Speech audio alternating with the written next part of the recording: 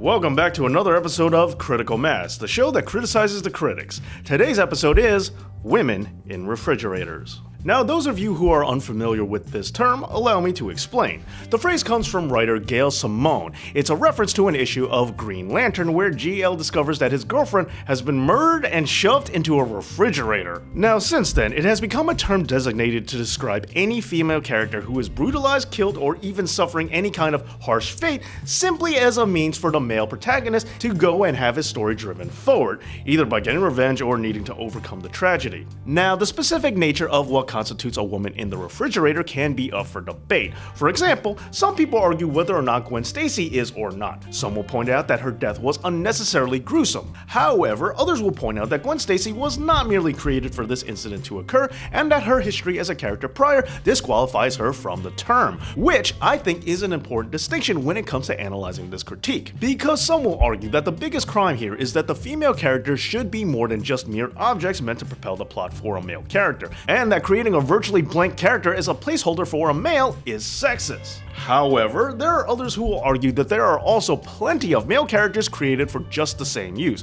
Erskine, Jensen, Uncle Ben, Jason Todd, Morph from the X-Men. There are numerous male characters that might just be qualified for the same exact term. Furthermore, just look at action movies. There are tons of characters with next to no dialogue, they're not given a name, and are completely forgettable and were created with no other purpose other than to be killed off. The vast majority of them are male. But where do I stand on this issue? What's my call? Do I think the term women in refrigerators is apt, and do I think it's a problematic form of writing? Yes. Now first, before I give you my explanation, I just want to say, these are fictional characters. Let's not make a big deal about their feelings or their purposes in their own lives, because they don't have any. And I also want to say that creating characters, male or female, just to be used for plot purposes, well, that's mostly what fictional characters are meant for, so again, not real.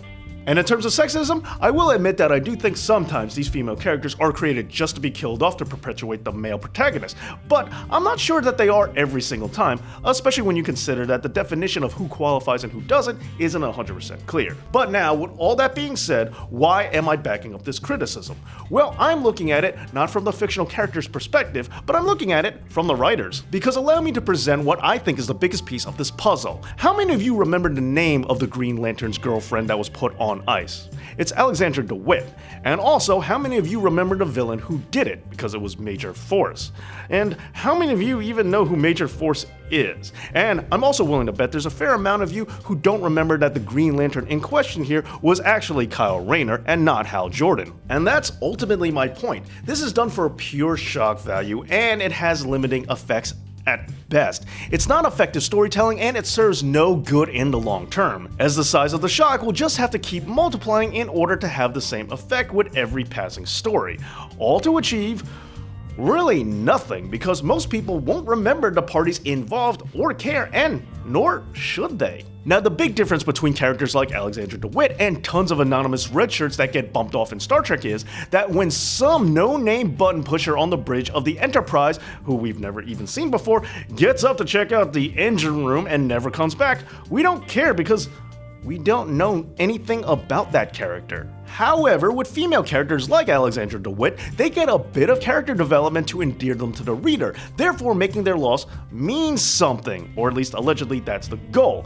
But the problem is, it doesn't. Only appearing in one flat role over a handful of issues and establishing nothing more than the main character liking them a lot really isn't enough for any normal real-life comic book reader to care about a fictional character. In the end, this practice is a pointless endeavor and doesn't work to accomplish anything at all, really. There are times when a character's demise pays off, yes, but it's never because of how brutal the death was. So again, as an audience, we should demand a lot better. Well, that's gonna do it for this episode of Critical Mass. What did you think? Let me know down in the comments. Does Gwen Stacy count as a woman in the refrigerator?